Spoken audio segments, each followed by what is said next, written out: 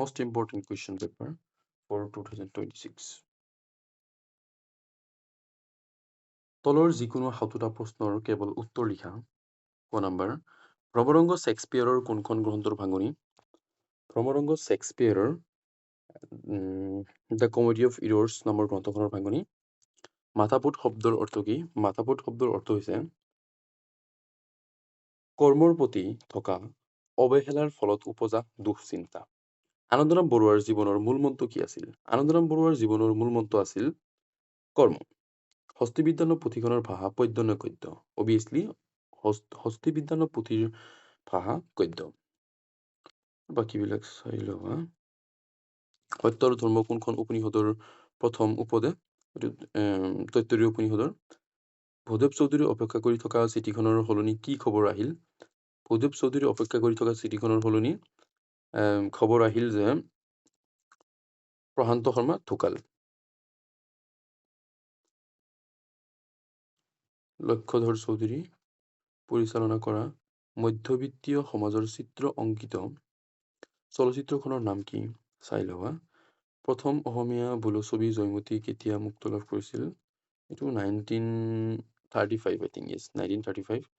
শীতলা দেৱীৰ ৰোষত কোনবিধ ৰোগ হোৱা বুলি মানুহে বিশ্বাস কৰিছিল? এইটো আছিল বসন্ত ৰোগ। ঠিক আছে।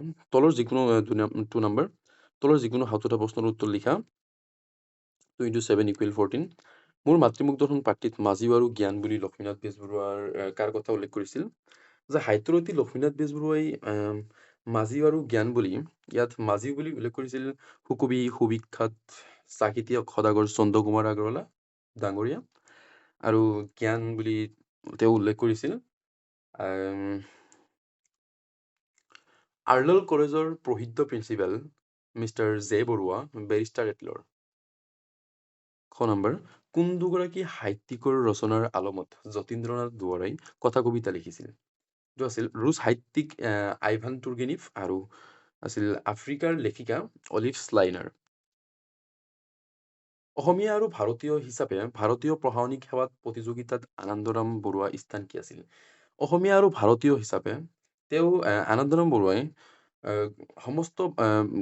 সমস্ত ভাৰতবৰ্ষত পঞ্চমখন প্ৰশাসনিক সেৱাত নিযুক্ত ব্যক্তি আছিল আৰু প্ৰথমখন অসমীয়া আছিল। চাই লওঁ।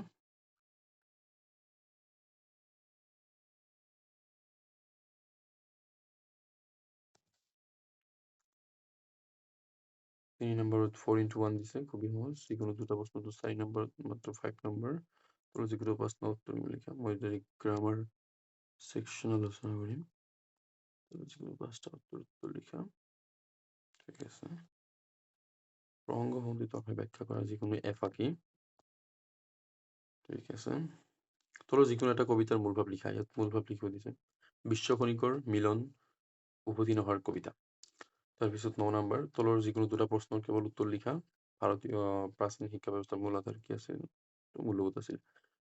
তাৰপিছত খ নম্বৰটো কৈ দিছো। নৱজাতি মূল্যবোধৰ চাবিকাঠি কি আছিল? মনোযোগ আছিল। মনোযোগ। ঠিক আছে।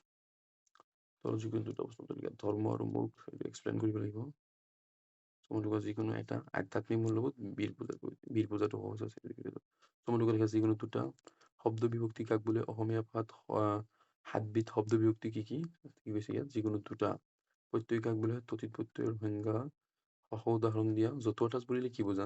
চকু বিশেষ্য পদৰ বিশেষ অৰ্থত ব্যৱহাৰ হোৱা 2টা জতুৱা প্ৰয়োগ লিখা।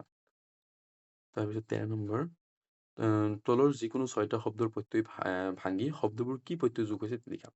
6 × 1, নদীয়াল, পলৰীয়া, ধানতলী, যুঁজাৰু, ৰহাল, সোৱণ, পাগলী, দেশনিয়াৰ। তলত দিয়া জতুৱা ঠাঁচবোৰ অৰ্থ লিখি একোটাকৈ বাক্য ৰচনা কৰা। যিকোনো 4টা। চাই ল'বা। তলত দিয়া যিকোনো এটা বিষয় বাছি লৈ ৰচনা এইটো। কি আছিল? ক নম্বৰ, অসমৰ কুটীৰ শিল্প, অসমৰ পৰ্যটন উদ্যোগ, তোমাৰ প্ৰিয় এগৰাকী সাহিত্যিক, সামাজিক মাধ্যম আৰু অসমীয়া ভাষাৰ ভৱিষ্যত।